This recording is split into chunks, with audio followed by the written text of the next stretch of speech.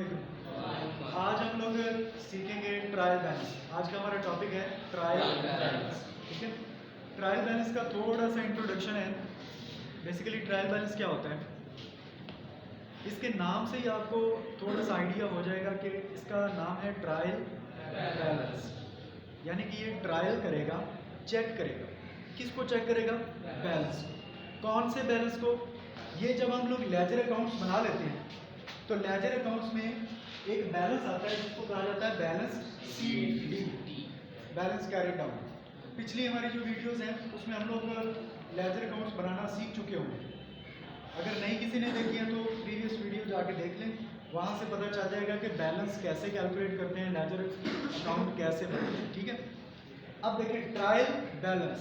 Trial balance ने क्या करना है कि ये जो आपने बैलेंस सीडीज कैलकुलेट किए हैं, इन सारे बैलेंसेस को ये ट्रायल करेगा, इनको चेक करेगा। ठीक है, तो हम लोग एक शीट सी बनाने जा रहे हैं जिसको हम लोग ट्रायल बैलेंस का नाम दे रहे हैं। तो बेसिकली जो ट्रायल बैलेंस होता है ये आपकी मैथमेटिकल एक्यूरेसी को चेक करता है, मैथमेटिकल एक्यूरेसी। ठीक है, यानी कि आपके नंबर्स को चेक करता है कि ये जो आपने पीछे लेजर अकाउंट्स बना रखे हैं, इनके जो आपने नंबर लिखी हैं, जो अमाउंट्स लिखी हैं, क्या वो ठीक है? और इससे भी पहले जो आपने जर्नल बनाया है, लेजर से पहले जर्नल बनता है, तो जर्नल के अंदर जो आपने अमाउंट्स लिखी हैं क्या वो ठीक हैं? यानी कि ये बेसिकली अमाउंट्स के साथ इसका ताल्लुक है। तो ये अमाउंट्स को चेक करता है कि ये ठीक है या इसमें कोई गलती है, कोई एरर है।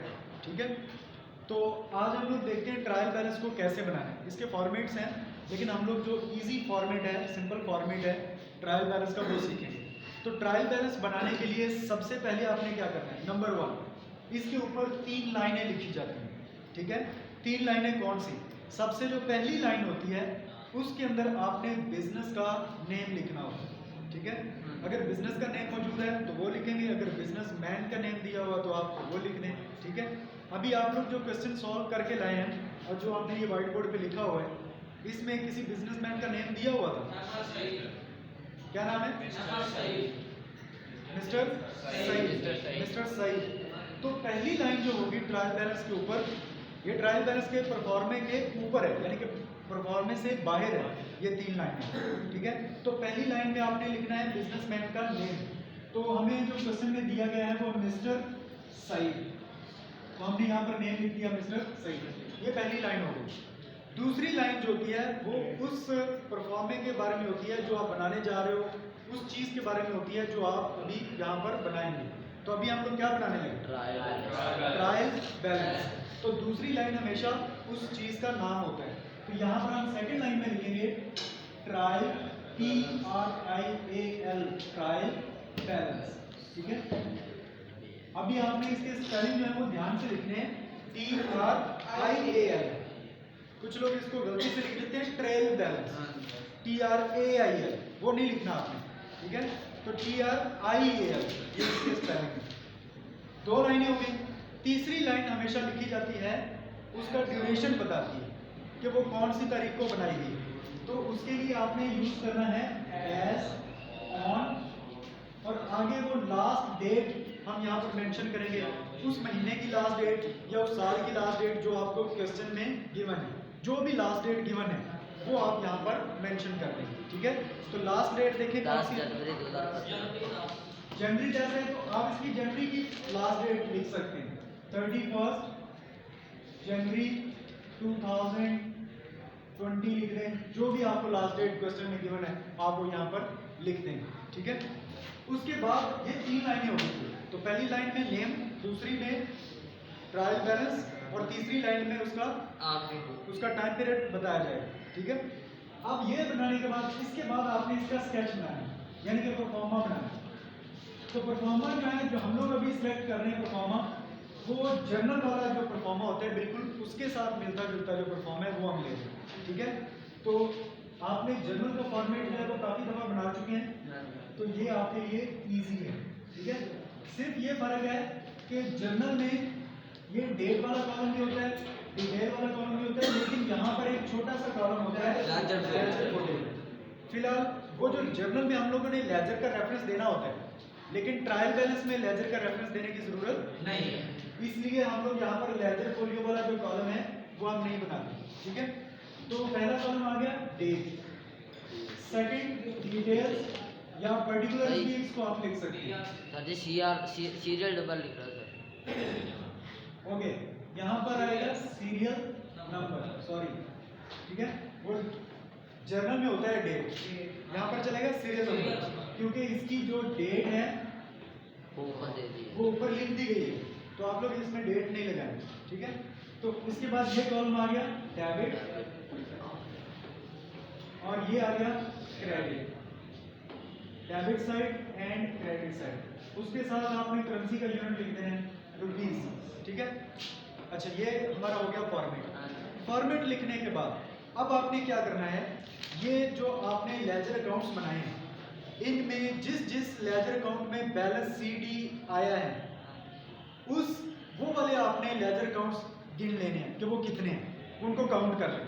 ठीक है, देखिए कैश अकाउंट में बैलेंस सीडी आया है, इसका मतलब एक, बिल्डिंग में बैलेंस सीडी मौजूद है, यस, दो, कैपिटल अकाउंट में बैलेंस सीडी है, यस, तीन, परचेजेस में बैलेंस सीडी है, चार, सेल्स का बैलेंस सीडी है, यस, पांच, आयरन सेफ अकाउंट का बैलेंस सीडी है, इसका मतलब है कि 6 के 6 अकाउंट्स में बैलेंस सीडी मौजूद है। अगर कोई ऐसा अकाउंट है जिसका बैलेंस सीडी नहीं आया, उसकी डेबिट और क्रेडिट ऑलरेडी बराबर थी, तो उसका बैलेंस सीडी नहीं निकला, तो आपने उसको काउंट नहीं करना। ठीक है, उसको छोड़ देना। तो हमारे पास टोटल 6 लेजर अकाउंट्स हैं और 6 के 6 ही बैलेंस सीडी मौजूद है, तो हम सीरियल नंबर में इनके नंबर लगा देंगे, खुद से लिखेंगे, नंबर 1 2 3 4 5 एंड 6, यहाँ तक आप लिखें। अब इनके सामने डिटेल्स वाले कॉलम में आपने इनके लेजर अकाउंट, ये जो आपने लेजर अकाउंट्स बनाए इनके टाइटल लिख देने हैं। टाइटल का मतलब है ये जो ऊपर इसका नाम लिखा होगा।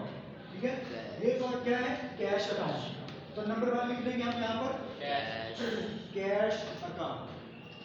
नंबर 2 है बिल्डिंग अकाउंट, तो यहाँ पर आ गया नंबर 2 बिल्डिंग अकाउंट। उसके बाद कैपिटल अकाउंट,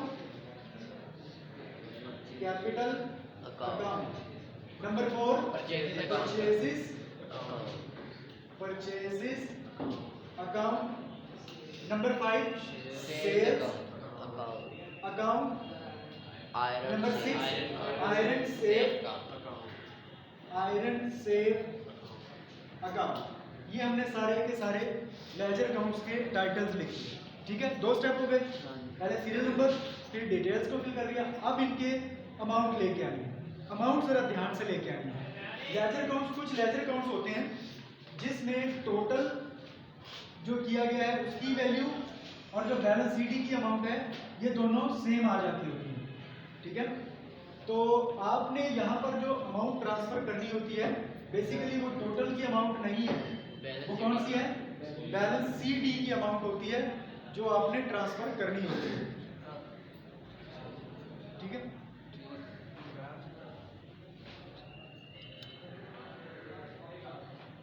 ओके, अच्छा जी, तो अब हम लोग क्या करेंगे, पहले कैश अकाउंट हमने लिखा है, तो इसका ये जो बैलेंस सीडी है वैल्यू ये हमने ट्रांसफर करनी है। तो याद रखना है कि बैलेंस सीडी की जो वैल्यू है जब हम ट्रांसफर करेंगे तो ये अपनी साइड चेंज करेगी, साइड चेंज करेगी। अच्छा, ये साइड चेंज क्यों करती है, वजह क्या? वैसे हमने पिछले किसी लेक्चर में डिस्कस किया हुआ है इसको, ठीक है, लेकिन अब जरा ध्यान से समझो। याद है मैंने आपको बताया था कि ये जो बैलेंस सीडी होता है इसके 3 नाम होते हैं, डेबिट बैलेंस, जीरो बैलेंस। अच्छा, अगर बैलेंस सीडी क्रेडिट साइड पे मौजूद है तो ये असल में क्या है, ये डेबिट बैलेंस। क्यों? क्योंकि ये बैलेंस सीडी हमें बता रहा है, बैलेंस सीडी 53,000 है, तो ये हमें क्या बता रहा है कि जो डेबिट साइड है वो 53,000 ज्यादा है, किससे, क्रेडिट साइड, इसलिए इसका नाम क्या है, डेबिट बैलेंस। हालांकि ये क्रेडिट साइड पे मौजूद है, नाम इसका क्या आएगा, डेबिट बैलेंस। अच्छा, ये बैलेंस सीडी भी क्रेडिट साइड पे मौजूद है, इसको भी डेबिट बैलेंस कहेंगे। ये बैलेंस शीट ही डेबिट साइड पे है, इसको क्रेडिट बैलेंस कहेंगे कि ये क्रेडिट बैलेंस है। ठीक है, तो हमने ये इसके नाम पहले से डिस्कस कर लिए होंगे। अगर कोई ऐसा अकाउंट आ जाए जिसमें बैलेंस शीट ही आया ही नहीं, तो इसका मतलब है कि वहां पर जीरो बैलेंस है। ठीक है, अब ये चूंकि ये वाला बैलेंस शीट ये असल में क्या है, डेबिट बैलेंस है, इसलिए जब हम इसको यहाँ पर शिफ्ट करेंगे, ट्रांसफर करेंगे, तो ये डेबिट साइड पे चला जाता है। दिस इज द रीजन कि हम इसकी साइड क्यों चेंज करते हैं। अगर आपसे कोई पूछ ले कि भाई साइड क्यों चेंज करते हो, छोड़ दे जैसे नहीं, सही बाहर आ जाता है। कुछ नहीं होगा। बैलेंस शीट जो है इसकी हम साइड चेंज करते हैं। अगर आपसे कोई पूछ लेता है कभी साइड क्यों चेंज करते हैं भाई, ये बैलेंस शीट क्रेडिट साइड पे है तो इसको यहाँ पर क्रेडिट साइड में लेके आओ, तो आप क्या कहेंगे जी कि balance sheet actually credit side पे है लेकिन ये डेबिट बैलेंस है, इसलिए ये अपनी साइड चेंज करके अपनी असल साइड पे जाएगा। ठीक है, तो ये हम लोग इसको शिफ्ट करते हैं। कैश अकाउंट का बैलेंस शीट कितना है, 53, तो इसको कैश के सामने यहाँ पर ले आए, डेबिट साइड 53,000। ओके, अब आ जाए बिल्डिंग अकाउंट, इसका बैलेंस शीट है 1,20,000, ये क्रेडिट साइड पे है, नाम इसका क्या है, डेबिट बैलेंस, इसलिए ये डेबिट साइड पे आएगा 1,20,000। ओके, अब आ जाए कैपिटल अकाउंट में, इसका बैलेंस शीट है 1,85,000, तो ये डेबिट साइड पे है, इसका नाम क्या है, क्रेडिट बैलेंस, इसलिए ये साइड चेंज करके यहाँ पर कैपिटल के सामने इधर आ जाएगा 1,85,000, क्रेडिट साइड पे आ जाएगा 1,85,000। ठीक है, नंबर 4 परचेजेस अकाउंट का बैलेंस शीट 30,000, क्रेडिट साइड पे। अब ये डेबिट बैलेंस है तो ये परचेजेस के सामने आएगा डेबिट साइड पे 30,000। नंबर 5 सेल्स अकाउंट का बैलेंस शीट 22,000 है और ये डेबिट साइड पे है, इसका नाम है क्रेडिट बैलेंस, तो ये क्रेडिट साइड पे चला जाएगा 22,000। उसके बाद है लास्ट आयरन सेल अकाउंट, इसका बैलेंस शीट क्रेडिट साइड पे है, तो ये डेबिट बैलेंस है, ये यहाँ पर आ जाएगा 4,000 डेबिट साइड। इसके बाद आपने इसका टोटल करना है और जब आपने टोटल करना है तो टोटल के जो नीचे वाली लाइन है इसको आपने डबल करना है, जैसा कि हम लेजर अकाउंट्स में भी करते थे, जहाँ पर टोटल होता था उसके नीचे वाली लाइन को हम डबल करते हैं। तो ये आपने अपनी रूटीन बना लेनी है। ठीक है, ये जहाँ पर भी टोटल होएगा वहाँ पर आपने डबल लाइन नीचे लगा देनी। अच्छा, अब इसकी डेबिट साइड और क्रेडिट साइड का हम टोटल करेंगे और इसकी डेबिट साइड और क्रेडिट साइड का टोटल सेम आना चाहिए, इक्वल आना चाहिए। ठीक है, अगर इक्वल आएगा इसका मतलब है कि आपका क्वेश्चन ठीक है, और अगर इक्वल नहीं आएगा तो कहीं ना कोई गलती है। कहाँ पे गलती हो सकती है, कोई लेजर में गलती है, लेजर अकाउंट में, या किसी जर्नल एंट्री में गलती है, उसको फिर हम ट्रेस करते होते हैं कि उसकी अमाउंट के साथ कि उसकी अमाउंट कितना फर्क आ रहा है डेबिट और क्रेडिट साइड में। अगर 4,000 का फर्क है तो इसका मतलब है कि मिस्टेक जो है या तो वो कोई 2,000 वाली मिस्टेक है या कोई 4,000 वाली मिस्टेक है, इस तरह हमें थोड़ा सा आइडिया हो जाता है। ठीक है, अब हम टोटल करते हैं, देखते हैं कि इसकी दोनों साइड्स इक्वल आती हैं या नहीं। तो क्रेडिट साइड का टोटल 2,07,000 और डेबिट साइड का टोटल 2,07,000।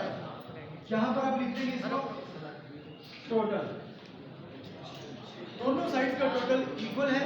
इट मीन्स के कह सकते हैं कि आपका क्वेश्चन ठीक है, कह सकते हैं, 100% श्योरिटी नहीं है क्योंकि समटाइम, अच्छा अगर आप कोई जर्नल एंट्री पूरी मिस कर दो, अगर एक जर्नल एंट्री आप पूरी छोड़ देते हो तो गलती तो है, जर्नल में प्रॉब्लम तो है कि आपने एक जर्नल एंट्री नहीं पास की, तो इसका मतलब है कि उसकी डेबिट वाली रकम भी खत्म हो गई और क्रेडिट वाली, तो इसका मतलब है कि 2 लेजर अकाउंट्स भी आपके कम हो गए, एक ने डेबिट में जाना था और एक ने क्रेडिट में जाना, और उसी तरह इफेक्ट आएगा ट्रायल बैलेंस में, इसकी एक रकम डेबिट साइड से उठ जाएगी और एक क्रेडिट साइड से उठ जाएगी, तो वो दोनों रकमें जब उठ जाएंगी तो इसका मतलब है कि टोटल तो दोनों का बराबर ही आ जाएगा, दोनों साइड्स का टोटल तो बराबर आ जाएगा, लेकिन वो पहले से कम होगा, जो एक्चुअल अमाउंट आनी थी टोटल की वो नहीं आएगी बल्कि उससे कम आएगी, लेकिन आ जाएगी इक्वल। तो इस तरह की कुछ मिस्टेक्स ऐसी होती हैं जो होती हैं, मिस्टेक्स मौजूद हैं, लेकिन उनके बावजूद ट्रायल बैलेंस की दोनों साइड्स इक्वल आ जाती हैं। ठीक है, हम एक चैप्टर पढ़ेंगे, उसका नाम है रेक्टिफिकेशन ऑफ एरर्स। हम लोग कुछ गलतियां उसमें डिस्कस करेंगे, एरर्स मिस्टेक्स को कहते हैं, तो वहाँ पर हम लोग इसको डिस्कस करेंगे। तो वहाँ पर आप देखेंगे कि कुछ एरर्स ऐसी होती हैं, वो एरर्स तो मौजूद होती हैं लेकिन उसके बावजूद ट्रायल बैलेंस का टोटल जो है वो बराबर आ जाता है। तो इसलिए आपने अपने ऊपर कॉन्फिडेंस रखना है, जर्नल आपने खुद से ठीक करना है, लेजर ठीक करना है, तो आपका ट्रायल बैलेंस ऑटोमेटिकली ठीक आ जाएगा। ठीक है, ये जो क्वेश्चन होता है, आपने जब पेपर में जब क्वेश्चन आता है उसको ध्यान से पढ़ना है। समटाइम क्वेश्चन में लिखा होता है जर्नलाइज द फॉलोइंग ट्रांजैक्शन, इसका मतलब क्या है कि क्या बनाना है, लेकिन अगर लिखा हो journalise the following transactions and post them into ledger, इसका मतलब है कि जर्नल भी बनाना है और लेजर अकाउंट्स भी बनाना है। समटाइम लिखा होता है journalise the following transaction, post them into ledger and prepare trial balance. तो इसका मतलब है कि पहले जर्नल बनाना है, फिर लेजर अकाउंट्स, फिर ट्रायल बैलेंस। एक चीज़ याद रखिए, मैंने पहले भी इसको कवर किया था, आज फिर बता रहा हूँ कि लेजर अकाउंट्स जो हैं ये जर्नल के बगैर नहीं बन सकते। अगर आपके वैसे ही मैं कह दूँ कि लेजर अकाउंट्स बनाओ, तो लेजर अकाउंट्स आप नहीं बना सकते जब तक आप जर्नल नहीं बनाए। मैं आपको कह रहा हूँ जर्नल लेजर अकाउंट्स बनाएं, इसका मतलब क्या है कि आपको जर्नल तो बनाना पड़ेगा। यानी कि अगली स्टेज की कोई आपसे चीज़ पूछी जाए, पहली स्टेज में जर्नल होता है, दूसरी में लेजर होता है, तीसरी में ट्रायल बैलेंस होता है। अगर आपसे कहा जाए कि सेकंड स्टेज वाली यानी कि लेजर अकाउंट्स बनाओ, तो इसका मतलब कि पहली स्टेज किए बगैर आप आगे नहीं जा सकते। अगर डायरेक्ट आपसे कह दिया जाए कि ये ट्रांजैक्शंस हैं, इनका ट्रायल बैलेंस बनाओ, तो इसका मतलब है खाली ट्रायल बैलेंस नहीं बनाना, अब पहले जर्नल, फिर लेजर, उसके बाद ट्रायल बैलेंस बनेगा। तो तीनों चीज़ें आपको बनानी पड़ेंगी। ठीक है, तो कोई क्वेश्चन है आपके माइंड में इससे रिलेटेड, इस टॉपिक से? पेपर कितने टाइम का आता है? यस, अगर पेपर बहुत ही मतलब आता है, जो आपका वैसे ड्यूरेशन है वो तो 3 आवर्स है, 3 घंटे। 3 घंटे में आपने इस वक्त जो 2022-23 का जो हमारा पेपर पैटर्न है उसके अकॉर्डिंग आपने 3 लॉन्ग क्वेश्चन करने होते हैं, 5 आएंगे 3 करने होते हैं। इसी तरह 10 शॉर्ट क्वेश्चन करने हैं, 20 नंबर के वो बनेंगे, 16 आएंगे उसमें से 10 करने होंगे। और इसी तरह आपके MCQs हैं, 20 आएंगे, वो 20 ही करने होते हैं, उसमें कोई ऑप्शन नहीं होता। तो ये है, टाइम इसमें नो डाउट बहुत ज़्यादा लगता है। ये जो क्वेश्चन होता है जिसमें तीनों चीज़ें बनानी पड़ेंगी, journal, ledger and trial balance, इसका मतलब है कि आपको बड़ी ही परफेक्ट एंट्री पास करनी होगी, आपकी प्रैक्टिस बहुत ज़्यादा होनी चाहिए। जितनी ज़्यादा जर्नल एंट्रीज की आपकी प्रैक्टिस होगी, जर्नल जितनी जल्दी बनेगा उतनी जल्दी आपका लेजर अकाउंट बनेगा, क्योंकि लेजर में कुछ सोचने की ज़रूरत नहीं होती, पोस्टिंग और बैलेंसिंग, पोस्टिंग बैलेंसिंग यही चलता है।